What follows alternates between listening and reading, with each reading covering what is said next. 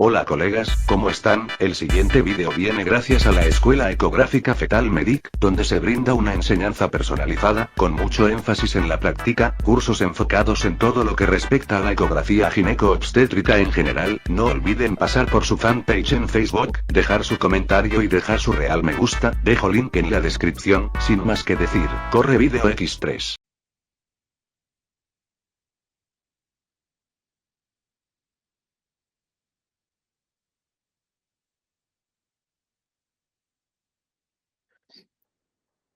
Ah, bueno, la semana pasada les compartí esta diapo, ¿no?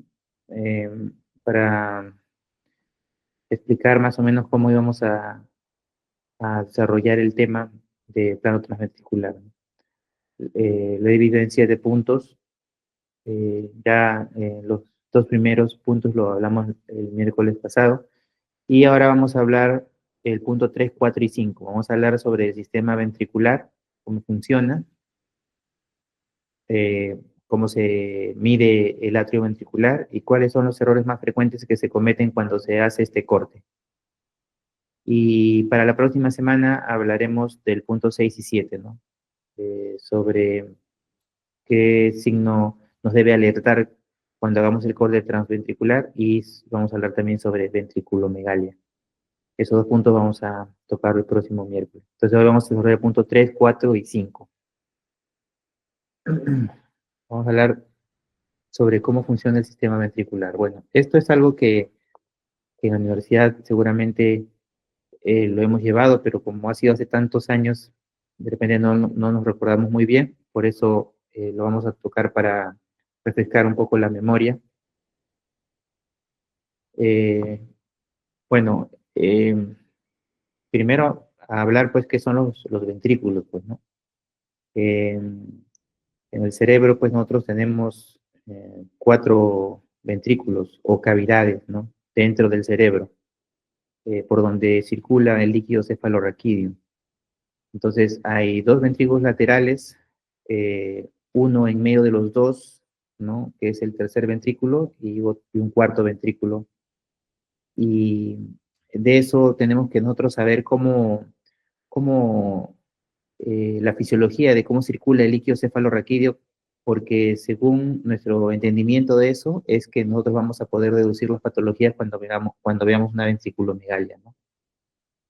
Entonces acá les estoy mostrando una imagen del cerebro en perfil, ¿no?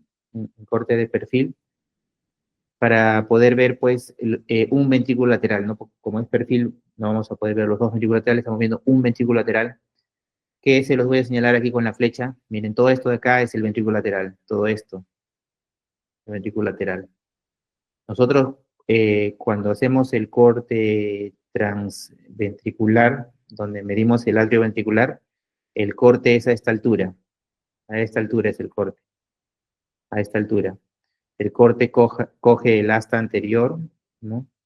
Y coge el atrio, que vendría a ser esto, y el asta posterior. Entonces, todo lo que aquí estoy señalándoles, sigan la punta de la flecha, con la punta de la flecha, todo esto que estoy señalando es uno de los 2 ventrículos laterales. Todo esto que estoy señalando aquí es uno de los 2 ventrículos laterales. Los ventrículos laterales, eh, desde el punto de vista de neuroanatomía, tienen astas o cuernos también le llaman, ¿no? O astas. Tiene un asta que es la que aquí señalo, que es el asta anterior o cuerno anterior, que está pues en el lóbulo frontal del cerebro. Tiene un asta posterior o cuerno posterior, que es el que estoy acá señalando, que está en el lóbulo occipital del cerebro, y tiene un asta aquí que es eh, temporal, ¿no? Como su nombre lo dice, está en el lóbulo temporal. Este es este asta que estoy acá señalando. Entonces, ¿qué es el atrio ventricular? El atrio ventricular, nosotros cuando lo medimos, ¿no? Cuando hacemos una presión morfológica tenemos que medir el atrio ventricular y como ya sabrán todos los que entre ustedes han llevado el curso de ecografía morfológica, el atrio ventricular se mide a la altura de la cisura parieto-occipital. A eso se llama atrio ventricular. ¿Pero qué es el atrio ventricular? El atrio ventricular es esta parte de aquí, miren, del ventrículo lateral. esta parte se llama atrio ventricular, esta zona de acá. Es la zona donde está concluyendo el asta temporal, el asta posterior y el asta anterior, aquí donde confluyen, esto se llama atrio ventricular. Ahora, por qué se mide ahí, no? Porque realmente cuando hay una ventriculomegalia, no solo se dilata el atrio ventricular, se dilata todo el ventrículo lateral se dilata. Se dilata el asta anterior, el asta posterior, todo se dilata cuando hay una ventriculomegalia, ¿no? Pero ¿por qué es que nosotros cuando hacemos una ecografía morfológica medimos el atrio ventricular? Porque es la primera zona del ventrículo lateral que se empieza a dilatar. Cuando hay una alteración en la circulación del líquido cefalorraquídeo, ya sea por una obstrucción o por una sobreproducción del líquido cefalorraquídeo, lo primero que se va a dilatar es esta zona, el atrio ventricular, y después obviamente se va a dilatar las demás astas, ¿no? Pero lo primero que se va a dilatar es el atrio ventricular. Por eso es que uno en una morfológica, eso es lo que uno mide, porque si la ventriculomegalia es incipiente, o sea, recién está empezando a ocurrir, ahí se va a dilatar y las astas se van a ver normales. Obviamente, si la ventriculomegalia es severa, pues todo va a estar dilatado, incluso no va a ser necesario ni siquiera medir el atrio ventricular, porque, digamos, de forma subjetiva uno va a ver que todo el ventrículo lateral está muy dilatado, ¿no? Y uno dice, esta es una ventriculomegalia aún sin medirlo, ¿no? Pero si es mínima, incipiente, las astas van a estar normales y el atrio va a estar dilatado, entonces por eso es que uno mide ahí, ¿no? Lo primero que se dilata es esta zona que se llama atrio ventricular, ¿no? Y aquí lo que estoy señalando es el tercer ventrículo. Esto que estamos viendo aquí se llama tercer ventrículo. Que acá se ve grande porque estamos de perfil, pero digamos es bien delgadito. Ahorita lo vamos a ver en otro corte. Esto es el tercer ventrículo. Y esta comunicación que aquí estoy señalando entre el ventrículo lateral y el tercer ventrículo es lo que se conoce como el agujero de Monro, que como son dos ventrículos laterales, pues hay dos agujeros de Monro, ¿no? Y este de aquí que está en verde es el cuarto ventrículo. Y todo canal bien delgadito que une el tercer con el cuarto ventrículo es el famoso acueducto de Silvio, el famoso acueducto de Silvio, ¿no? Entonces, ¿cómo es que circula el líquido cefalorraquídeo? Pues se produce en el plexo coroideo, el cual está ubicado en las astas, perdón, en los ventrículos laterales. Ahí está el plexo coroideo. El líquido cefalorraquídeo se produce ahí y um, atraviesa pues los agujeros de Monro, los dos, ¿no? Llegan al tercer ventrículo y el líquido cefalorraquídeo viene por aquí, por el acueducto de Silvio, al cuarto ventrículo y en el cuarto ventrículo hay unos pequeños agujeros, ¿no? Que se llaman de Lütke-Mayendi, por el cual el líquido cefalorraquídeo pasa del cuarto ventrículo al espacio supraaracnoideo. Y ahí circula pues por todo el sistema nervioso central, ¿no? Pero esa es la forma como circula el líquido cefalorraquídeo. Y eso es importante entenderlo porque según el conocimiento de esto es que nosotros podemos deducir dónde está el problema, ¿no? Digamos, si ustedes ven una paciente que tiene un ventrículo lateral dilatado, pero el otro está normal, entonces lo lógico es pensar de que hay una obstrucción en el agujero de Monro de ese hemisferio cerebral, ¿no? Ya sea por un tumor o ya sea por un coágulo de sangre, etcétera, ¿no? Pero allá lo que está sufriendo un agujero de Monro y por eso la ventriculomegalia es unilateral, ¿no? O si vemos, por ejemplo, una paciente que tiene los dos ventrículos laterales dilatados y el tercer ventrículo dilatado, pero el cuarto ventrículo está normal, entonces lo lógico es pensar que hay una obstrucción o una estenosis del acueducto de Silvio y por eso el problema, ¿no? Entonces, por eso es importante que ustedes puedan reconocer cómo, cómo es que circula el líquido cefalorraquídeo por dentro del cerebro.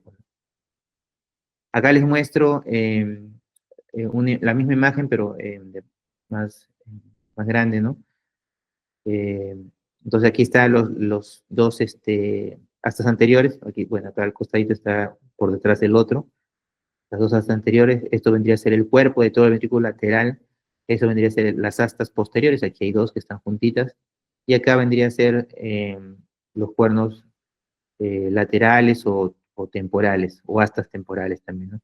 Y esta parte, zona donde confluye, se llama pues el atrio ventricular, atrio ventricular. Acá se ve más clarito el agujero de Monro, que sería esta parte que está aquí comunicando, el tercer ventrículo, el acueducto Sibio, el cuarto ventrículo, ¿no? Como ven aquí el cuarto ventrículo, y eso también uno lo ve cuando se hace ecografía, se encuentra entre el cerebelo, específicamente entre el vértice del cerebelo y el tronco encefálico. Ahí está el cuarto ventrículo. Aquí la misma imagen para poder ponerles al costadito cómo se ven los ventrículos, pero visto desde arriba, ¿no? Acá lo estamos mirando desde arriba.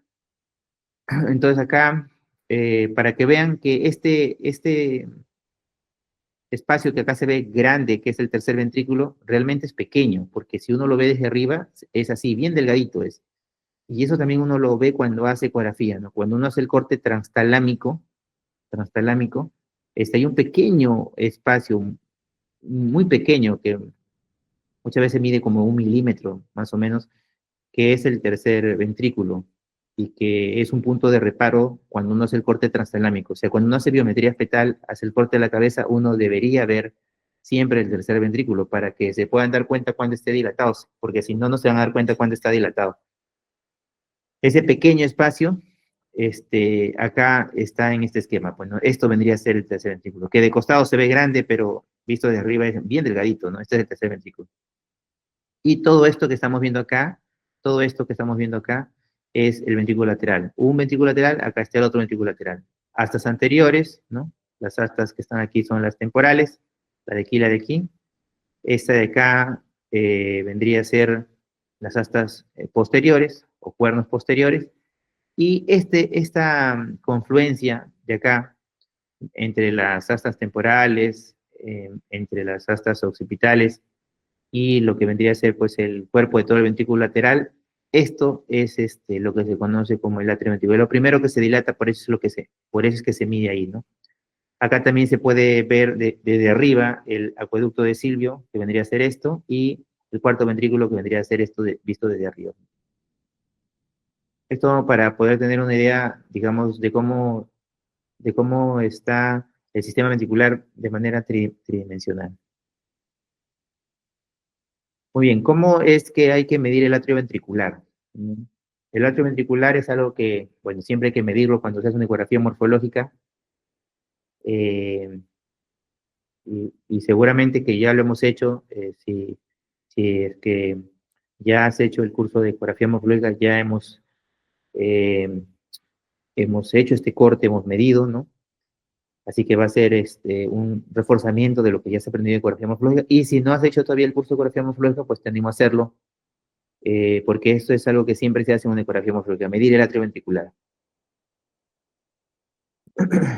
Entonces, bueno, recordar lo que la semana pasada dijimos, el corte transventricular se caracteriza porque vamos a ver el cabo del septum pellucidum, que la mayoría de las veces es rectangular, aquí está medio triangular. Verlo triangular también es normal, ¿no? El cabo hay que mirar.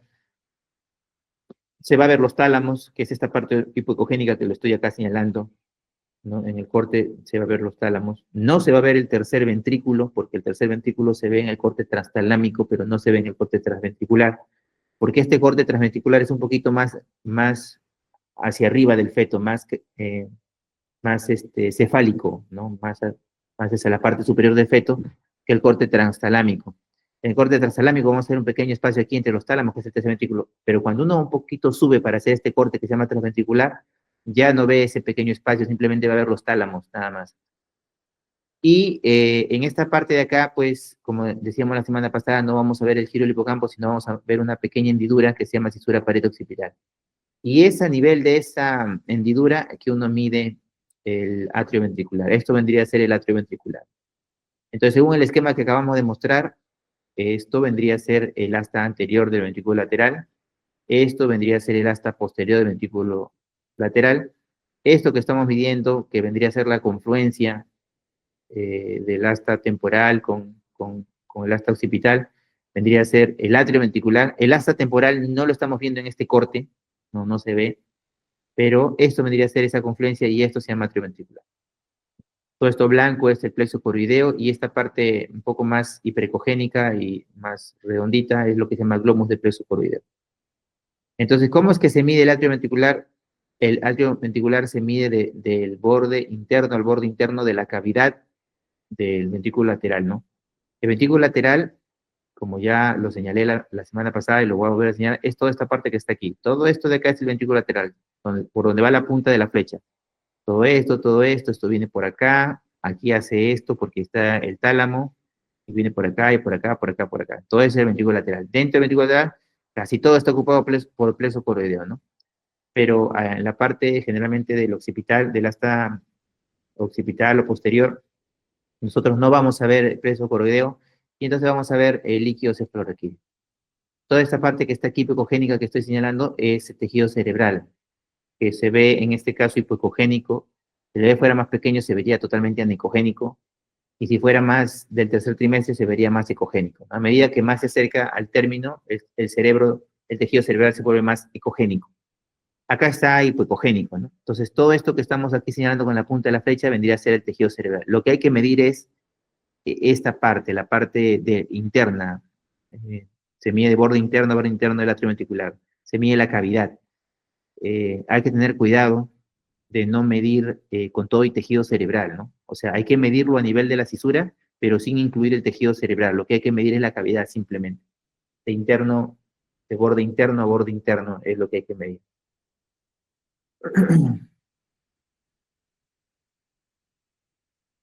Si ustedes leen digamos, libro antiguo, de repente, por ahí van a leer que hay que medirlo a nivel del glomus del plexo coroideo. El glomus del plexo coroideo es esto blanco que estoy señalando, ¿no? Pero es mejor medir al nivel de la fisura parieto-occipital porque el glomus del plexo coroideo no siempre está a la altura de la fisura parieto-occipital. No siempre. Bueno, en este caso lo está, ¿no? En este caso el glomus está a nivel de la fisura. Pero en otros casos el glomus del plexo coroideo no va a estar a nivel de la fisura, va a estar por acá más o menos, ¿no? Entonces, la recomendación es medir a nivel de la fisura, ya que el glomus no tiene un sitio igual en todos los fetos, ¿no? Entonces, por tanto, las medidas no pueden ser comparables. Por eso es que se recomienda medir a nivel de la fisura parieto-occipital. Y de esa forma también cuando estemos frente a una ventriculomegalia y hagamos seguimiento, los controles posteriores también pueden ser comparables las mediciones, ya que se están midiendo a la misma altura, ¿no? Bueno, esta esquema es de la ISOC, seguramente lo han visto anteriormente. Y aquí es para poder señalar de que lo que se mide pues es de borde interno a borde interno, ¿no? Esto vendría a ser el asta posterior del ventrículo lateral y vendría a ser la zona del atrio ventricular, ¿no? Para acá está a esta altura la cisura parieto-occipital. Entonces, el caliper, como ven aquí, debe ir de borde interno a borde interno. Cuando uno se refiere al caliper, se refiere a la intersección de las dos líneas, ¿no? O sea, de la cruz, el centro de la cruz. El centro de la cruz tiene que estar del borde interno al borde interno. Todas las otras formas están mal medidas, ¿no? Acá les pongo el atrio ventricular bastante magnificado para que ustedes puedan comparar, ¿no? Cómo es que se mide, ¿no? Acá está la cisura parieto-occipital, que es como si fuera una B chica, ¿no? Una hendidura, la cual es más pronunciada mientras más a término es el bebé, ¿no? Digamos que si el bebé es más pequeño no va a estar tan pronunciada, digamos 18, 19 semanas, ¿no? Pero va a haber una hendidura aquí. Y a esa altura de la hendidura es que se mide, ¿no? Pero sin incluir en la medida la parte del tejido cerebral, porque esto que estoy señalando acá es tejido cerebral. O sea, no vayan a medir desde el vértice mismo, pues, ¿no? O sea, no tienen que incluir el tejido cerebral, es del borde interno al borde interno, pero de la cavidad, que es esto de acá, ¿no? Esto sería el asta posterior y esto vendría a ser el ventrículo lateral, de interno a interno, pero de la cavidad, es lo que se mide. Y como ven aquí en el esquema, a la izquierda tiene que ser perpendicular al eje del asta posterior. Entonces, por eso aquí hay una línea roja, ¿no? Perpendicular a esto, que se mide así, ¿no? Entonces, como el asta posterior en este ejemplo está en este sentido, así como está ahorita mi flecha yendo, entonces la medición es así, porque es perpendicular a como está el asta posterior, ¿no? Si el asta posterior en mi imagen que yo haya capturado estuviera en este sentido, entonces la medición tendría que ser en este sentido. Se tiene que ser perpendicular a como está el asta posterior, perpendicular, como está acá, ¿no? Acá el asta posterior está en este sentido y por tanto la medición no es vertical, es un poquito como en diagonal, porque tiene que ser perpendicular a como está el sentido del asta posterior, pues, ¿no?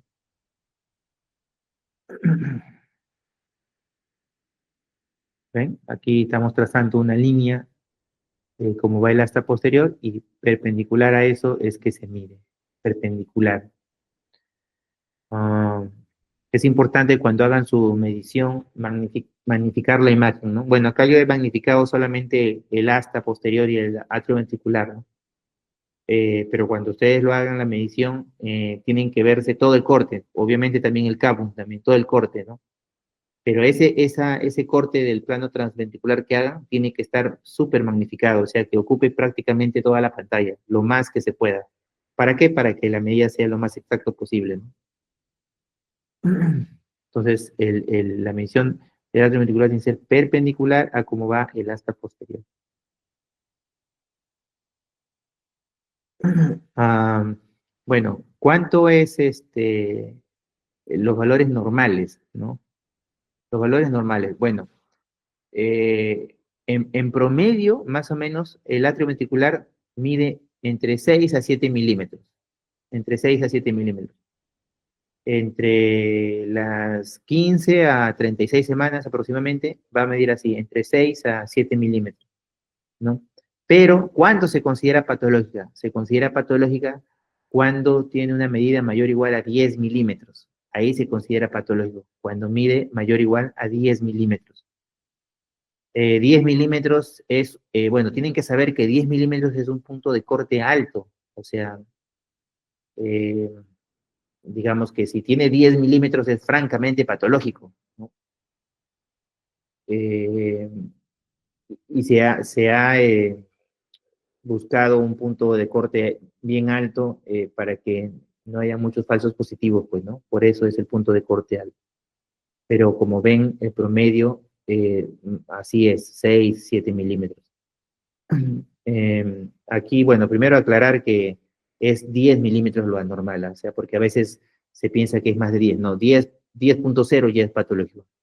Y lo otro también que habría que aclarar aquí es que si ustedes tienen una medida de 9 o 9.5, si bien es cierto, no pueden considerarlo como ventriculomegalia todavía porque no llega a 10, pero si tienen 9 o 9.5, ustedes deberían hacerle seguimiento a ese bebé porque está por encima del promedio y cómo saber si en 2 semanas o 4 semanas ya no va a ser una ventriculomegalia. La única forma es volverlo a ver al bebé. Así que si ustedes tienen un bebito que su atrio ventricular está así, 9.5, eh, tienen que decirle a la paciente que está su medida en el límite superior de lo normal y que hay que hacerle un control en 2 semanas o a más tarde en 4 semanas, porque nadie puede saber si es que eso va a pasar los 10 milímetros, así que la única forma es volverlo a ver al bebé. Es muy parecido a cuando uno tiene el líquido amniótico igual en el límite superior, ¿no? O sea, si polidramnios es un ILA mayor o igual a 25 centímetros, yo tengo un ILA de 23, 24, si bien es cierto, no es polidramnios, pero no lo puedo tratar como un embarazo normal. A ese bebé le tengo que hacer un control en 2 semanas, porque ¿cómo tú sabes si en 2 semanas ya no es polidramnios? La única forma es volverlo a ver. Igualito es acá. Si tienen 9, 9.5, hay que volver a ver ese bebé porque está en el límite superior de lo normal, ya que el promedio, como vuelvo a decir, es de 6 a 7 milímetros, ¿no? Como acá, por ejemplo, que ustedes ven en la imagen, 5.7, así es normalmente el atrio ventricular. Otra cosa importante que tienen que recordar cuando ustedes estén evaluando el atrio ventricular es que recuerden que este hemisferio el más proximal al transductor, normalmente no se ve, porque hay una sombra, bueno, sombra entre comillas, blanca, que llega hasta acá, que cubre todo el hemisferio proximal, que se llama reverberancia o reverberación. Y eso lo produce la osificación de este parietal, ¿no? Y es normal que no se vea, ¿no? Lo anormal sería que yo aquí vea clarito, pues, ¿no? Si yo acá veo claro es porque ese bebé está patológico, pues, ¿no? Ese bebito tiene una hipomineralización de sus huesos, por eso que el sonido pasa con facilidad el cráneo y se ve claro acá, ¿no? Lo normal es no ver claro el hemisferio proximal, lo normal es no verlo. Entonces, eso hay que tener en cuenta porque la ventriculomegalia puede ser unilateral. Así que si estamos haciendo una ecografía morfológica, si bien es cierto, vamos a medir el de acá, ¿no? Pero por lo menos tendríamos que mirar el otro atrio ventricular, ¿no? Es un poco más difícil medirlo, ¿no? Pero si no lo pueden medir, por lo menos tienen que mirarlo y de manera subjetiva darse cuenta de que no tiene una ventriculomegalia. Ahora, cómo se mira este atrio ventricular de este lado de acá? Pues tienen que bascular el transductor, bascular, y en la cabeza que ahorita se encuentra horizontal hay que ponerla más oblicua, casi incluso vertical, para que el sonido pueda pasar por aquí, por el hueso occipital, y cuando el sonido pase por el hueso occipital, este atrio ventricular se va a ver mucho mejor, mucho más claro, y ustedes, si no lo pueden medir, pues al menos van a verlo de forma cualitativa de que no tiene ventriculomegalia, pero eso hay que hacerlo ya que existe la ventriculomegalia unilateral, ¿no? Así que si pudiera pasar de que si no mides o no ves el otro lado, justo sea este el que esté dilatado y puedes no darte cuenta, ¿no? Así que por lo menos hay que mirarlo, ¿no? Y eso se hace basculando, ¿no? De tal manera que la cabeza no esté así en sentido horizontal, sino casi vertical y el sonido entre por aquí por el occipital y ahí lo van a poder ver el atrio ventricular que está aquí arriba, ¿no? Si no, no lo van a ver, ¿ah? Si no, no lo van a ver. Muy bien, entonces, eh, más o menos, como le decía, en promedio 6 7 milímetros, ¿no? De las 15 a 36 semanas, ¿no? Y aquí estamos frente a otro atrio ventricular, pues normal, ¿no? Normal. Esta imagen se las pongo para señalar que no siempre la cisura parieto-occipital está muy marcada. Por ejemplo, aquí la hendidura es muy pequeña, no es tan marcada como en la imagen anterior que les mostré.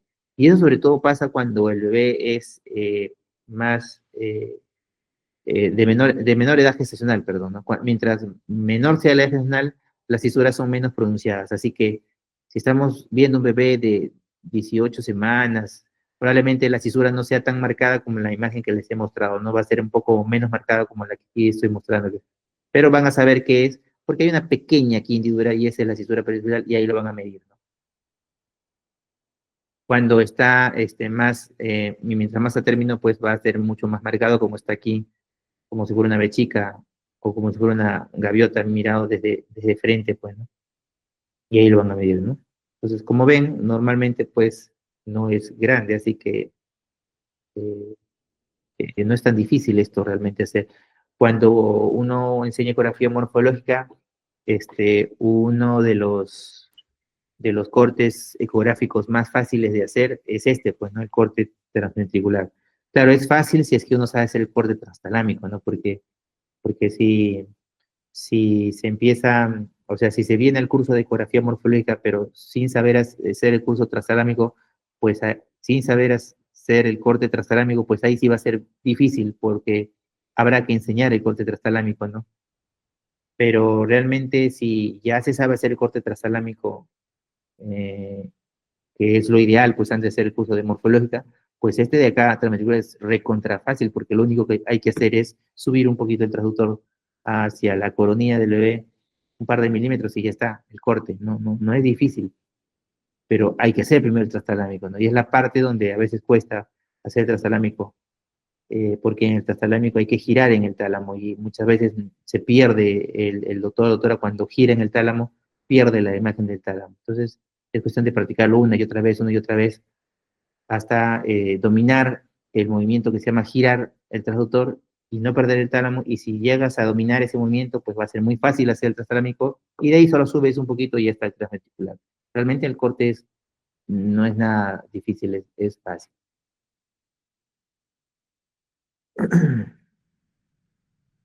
Muy bien.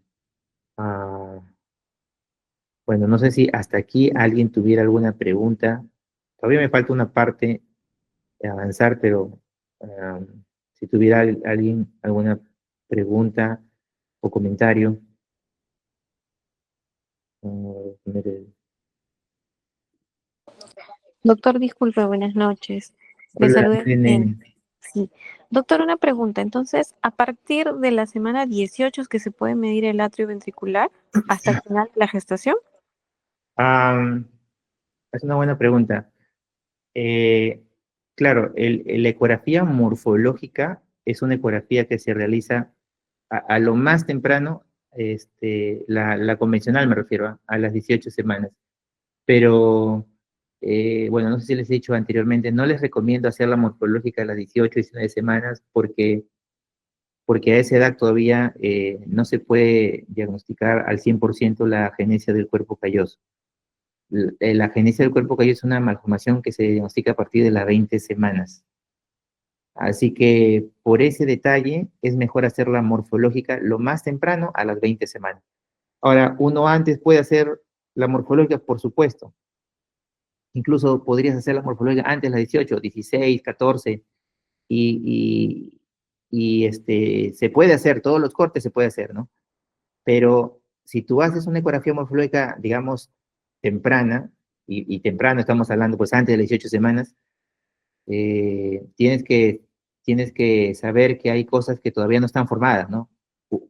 Por ejemplo, el cuerpo calloso. Otro ejemplo, el vermis del cerebelo, ¿no? El vermis del cerebelo es otro órgano que se termina de formar en forma relativamente tarde, ¿no?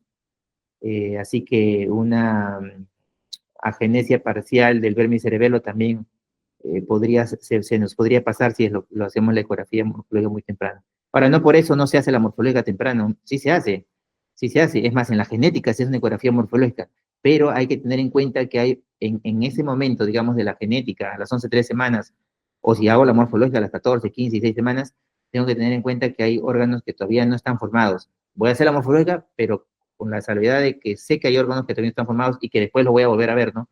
Como el vermis cerebelo, como el cuerpo calloso, ¿no? Entonces, ¿pueden medir el atrio ventricular a partir de 18 semanas? 18 semanas, sí. ¿Lo podrían medir a las 17? Por supuesto, también, ¿no? Pero si uno hace la morfo temprano, hay que tener en consideración estas cosas que les estoy mencionando, ¿no? No sé si llegué a responder tu pregunta, Milene. Sí, doctor, gracias. Ya, Milene. ¿Alguna otra pregunta o comentario quieran hacer?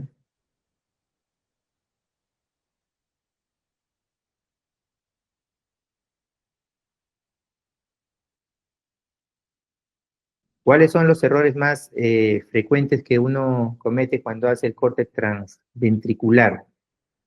Hay, eh, bueno, hay dos errores que me parece que son importantes mencionarlos para que no los cometan, ¿no? Entonces, un error, y que lo he visto a veces cuando veo ecografías morfológicas, un error es no medir de borde interno a borde interno el atrio ventricular. Y otro error es medir, pero en un plano que sea asimétrico, ¿no? Ese es otro error. Medir en un plano, pero que el corte transventricular sea asimétrico. Y si el corte es asimétrico, pues la medida también va a estar mal, no va a estar sobreestimada. Así que voy a hablarles eh, de estos dos errores, ¿no? Acá, por ejemplo, yo les muestro el corte transventricular. Acá está la cisura parieto-occipital. Y miren, aquí yo le he puesto cómo no se debe medir, ¿no? O sea, y esto lo pongo porque yo he visto medir así, ¿no? O sea, he visto medir desde el mismo vértice de la cisura parieto-occipital. Esta es la cisura parieto-occipital.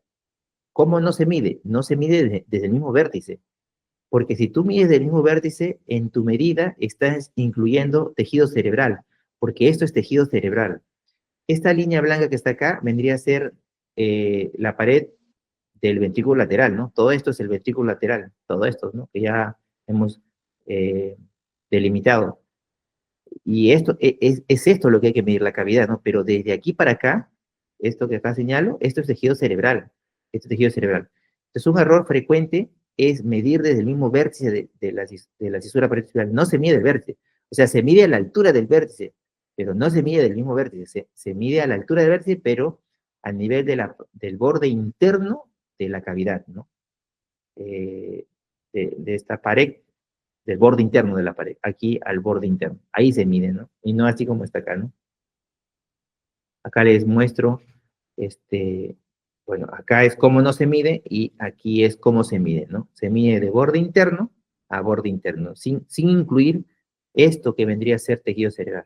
Ahora, aquí está más o menos que se puede diferenciar, ¿no? Entre la cavidad y el parénquima cerebral, ¿no? Pero ya les mencioné que mientras más prematuro sea el bebé, esto se ve más anecogénico. Entonces, como esto se ve anecogénico, igualito que esto, mismo color, anecogénico, entonces a veces se confunde y se mide de aquí hasta acá, ¿no? Incluyendo el parénquima. Y no se tiene que incluir el parénquima cuando se mide. Entonces, lo correcto es como estamos viendo acá. Entonces, lo incorrecto es así y lo correcto es así, pues.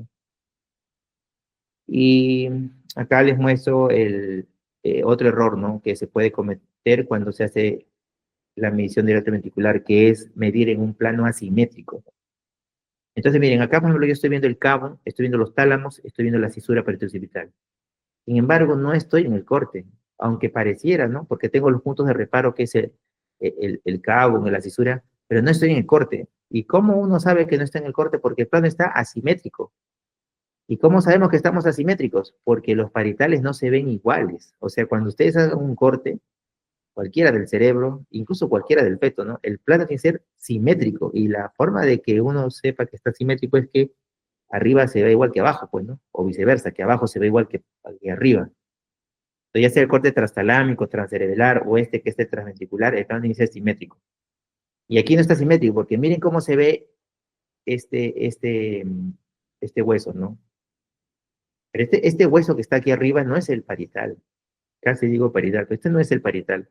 ¿Cómo sé que esto no es el parietal? Porque el parietal es un hueso continuo. Este es el parietal. El hueso es continuo.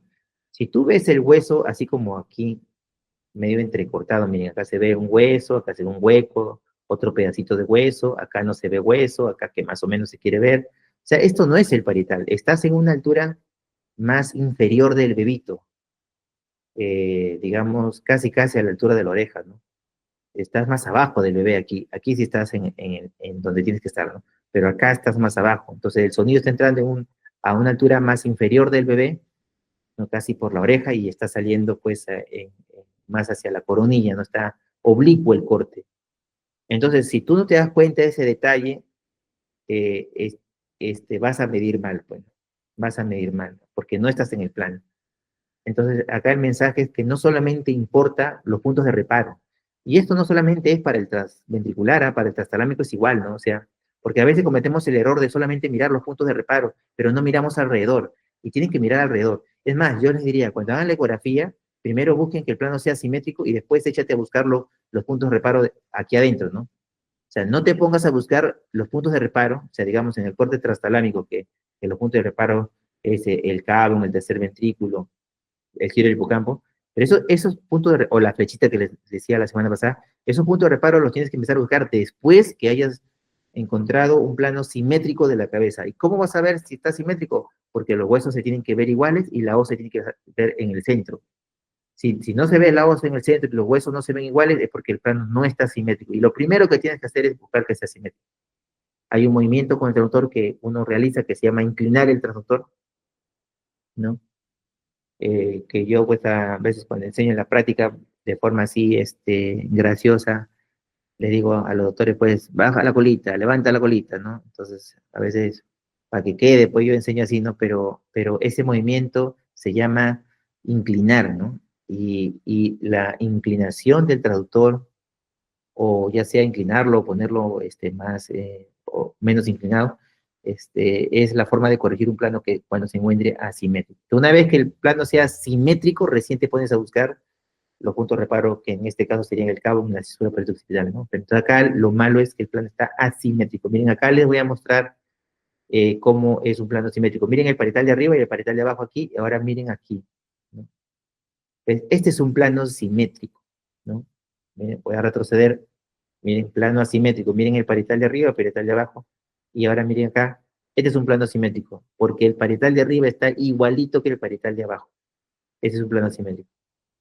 Y entonces en este plano simétrico, ya uno, teniendo este plano simétrico, puede hacer una medición correcta del corte transventricular, bueno. Si no, no lo va a medir bien. Si no, el corte va a estar oblicuado. Y de repente la diferencia no sea mucho, ¿ah? En términos prácticos, ¿no? Pero no se trata de eso, sino se trata de hacer bien, pues, la medida, pues. Muy bien. Ah, es lo que quería compartirles hoy.